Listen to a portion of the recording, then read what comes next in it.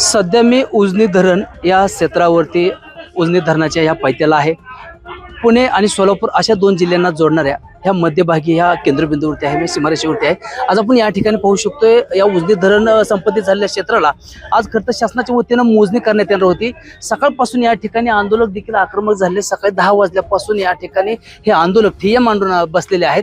तसंच देखील एका बाजूला जर आपण जर पाहिलं या ठिकाणी संपूर्ण महिला भगिनी ह्या ज्या स्वर्गीय अजितदादांच्या असत्या, एकनाथ शिंदे साहेबांच्या असत्या किंवा फडणवीसांच्या असत्या, ह्या संपूर्ण लाडक्या बहिणी आज ह्या रस्त्यावरती आपल्याला उतरल्याच आपल्याला पाहायला मिळतात. एका बाजूला ठिकाणी देखील शासनाचा या कंपनीचा केलेला करार तात्काळ रद्द करण्यात यावा अशा प्रकारचे देखील या ठिकाणी नामफलक देखील लावण्यात येईल. तर दुसऱ्या बाजूला शेतकऱ्यांना आणण्याचा अधिकार असो, व्यवभावांचा देखील अधिकार असो अशा पद्धतीचे या ठिकाणी बोर्ड लावले आहेत. तर तसंच देखील या आंदोलनामध्ये देखील बाल गोपाळ देखील या आंदोलनामध्ये मोठ्या प्रमाणात सहभागी झाले. तर एकंदरीत पाहता संपूर्ण अक्षरशः शेतकऱ्यांचं संपूर्ण कुटुंब हे आंदोलनामध्ये सहभागी झालेत.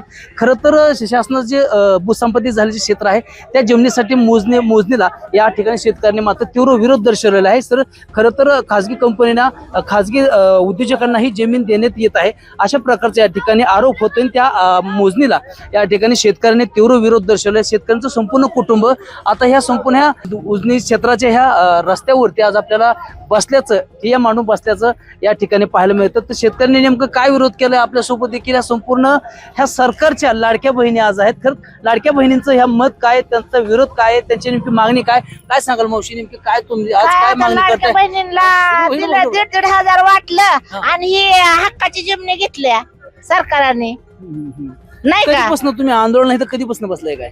आम्ही मग 9 वाजल्यापासून बसलोय सकाळी. सदर खरं तर सकाळी साधारणतः 9 वाजल्यापासून हे आंदोलक जे आहेत संपूर्ण आपल्या कुटुंबाला घेऊन येतात, लहान गोपाळांना घेऊन देखील या ठिकाणी बसलेच आपल्याला हे भयान वास्तव या ठिकाणी पाहायला मिळतं. मावशी काय सांगाल एकंदरीत तुम्ही सकाळपासून कधीपासून आंदोलन बसलायत, काय नेमक्या तुमच्या मागण्या आहेत? आमच्या मागण्या आहेत, आमची शेती आम्हाला राहावी. आम्ही आता काय करायचं, जनावर ती कुठं पाळायची हे तर सरकारने आमचा हे केला पाहिजे ना, विचार केला पाहिजे ना. इतक्या दिवस खातोय, आता लगेच प्रकल्प उभा करायचा, मग आम्ही कुठं जायचं, काय खायचं, शासन आमचा विचार केला पाहिजे. शासनाने पण काय नेमकं कोणता प्रकल्प येतो इथं? आम्हाला प्रकल्प कोणता येतो ते हे आता आम्हाला कल्पना नाही, पण जमीन घेतल्यानंतर आम्ही बेघर होतो, मुलं रस्त्यावर, आम्ही रस्त्यावर येतो. साधारणतः आता आपण या ठिकाणी देखील पाहू शकतोय अनेक देखील या ठिकाणी भगिनी देखील ह्या रस्त्यावरती बसलेल्या आहेत. त्यांच्यासोबत देखील त्यांच्या कुटुंबातील लहान मुलं देखील आज घेऊन रस्त्यावरती बसले. काय सांगता एकंदरीत नेमकं? 50 वर्ष झाली आज जमीन खातोय, गेली 50 वर्ष झाली. आज सासर पंजे वगैरे आमचे आहेत, मग त्यांनी एवढं कमवून ठेवलेलं, मग आम्ही कुठेही करायचं ते. मग आमची सरकारला एवढीच विनंती आहे की आमची जमीन आम्हाला राहावी. आमची लेकरं बाळ आज रस्त्यावर आली, त्यांना नोकऱ्या नाहीत, काय नाहीत, मग हे कशावर भागवायचं शेतकऱ्यांनी? आम्ही काय करायचं? मागण्या मग मान्य ही सरकारने केल्याच पाहिजे शेतकऱ्याच्या. ही आमची सगळ्यांची बंधू भगिनींची आहे कल्पना, विनंती आहे. काय साधारणतः प्रत्येक शेतकरी इथं किती एकर जमीन असतोय, किती एकर शेती त्यांच्या ताब्यात आहे, काय किती एकर आहे त्याचा काही आम्हाला अंदाज नाहीये, पण थोडं सगळ्यांना आहे. मग ते पोटापुरतं आहे ना, मग त्याच्यावर आम्ही करतोय, खातोय. ह्याच्या व्यतिरिक्त जास्त कोणाला नाहीये. जर त्यांची ही जमीन जर आज गेली तर आज त्यांनी काय करायचं किंवा आम्ही काय करायचं? तर त्यांची 1-2 एकर जमीन गेली तर काय करायचं तुम्हीच सांगा, किंवा सरकारने सांगायचं काय करायचं? रस्त्यावाण्याची अशी लेकर बाळ आम्ही. दुसरं कुटुंबाचं उदरनिर्वाह करण्याचं दुसरं कोणतं साधन आहे का?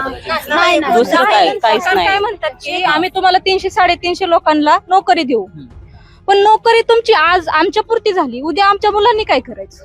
हा, जमीन जशी पिढ्यानं पिढ्या जाग्यावर राहील तशी आज नोकरी आमच्या पुरती मर्यादित झाली ना.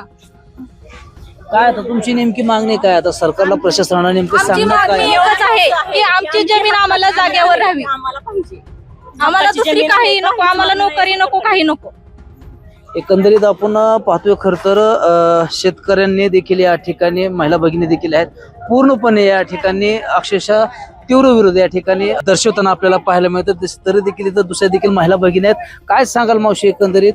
काय आता तुमची मागणी काय आहे? बरेच वेळ झालं चर्चा चालू आहे, काय नेमकी चर्चा चालू आहे? आम्हाला फसवलंय, आम्हाला म्हणली की धरणासाठी धरण फुटलं तर तुमच्या जमिनी आमच्या ताब्यात घेऊ.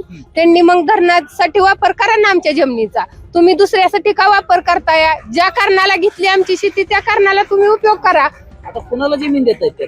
मग ती शासनाने आमच्याकडनं काय असेल ती करार भरपाई करत होती ना, करार घेत होती, तसं आमच्याकडनं अजून भाड्याने तुम्ही काय असेल ते तुमच्या नियमानुसार घ्या आणि आम्हाला द्या, परक्या माणसाला देऊ नका तुम्ही. नक्कीच या ठिकाणी शेतकऱ्यांनी मात्र या ठिकाणी तीव्र विरोध दर्शवलेला आहे. सकाळी 10 वाजल्यापासून या ठिकाणी आंदोलनास सुरुवात, सकाळी साधारणतः 9 वाजल्यापासून आंदोलक या ठिकाणी पोहोचलेले आहेत आणि 10 वाजल्यापासून ह्या आंदोलनास सुरुवात झालेली आहे. परंतु आता साधारणतः दुपारचे 2 वाजलेले आहेत, परंतु साधारणतः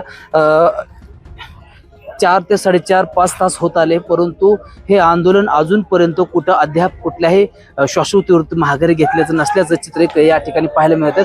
परंतु सातत्याने वेळोवेळी हे आंदोलन सातत्याने अधिक आक्रमक होताना आपल्याला पाहायला मिळत आहेत. आता खरं तर सरकार आणि प्रशासन ह्या आंदोलकांची कशा प्रकारची समजूत घालते आणि खरंच यावर नेमका काय तोडगा निघतोय हे देखील पाहणं अधिक महत्त्वाचं ठरणार आहे. सुंदर कुसाळकर, LS मराठी, इंदापूर.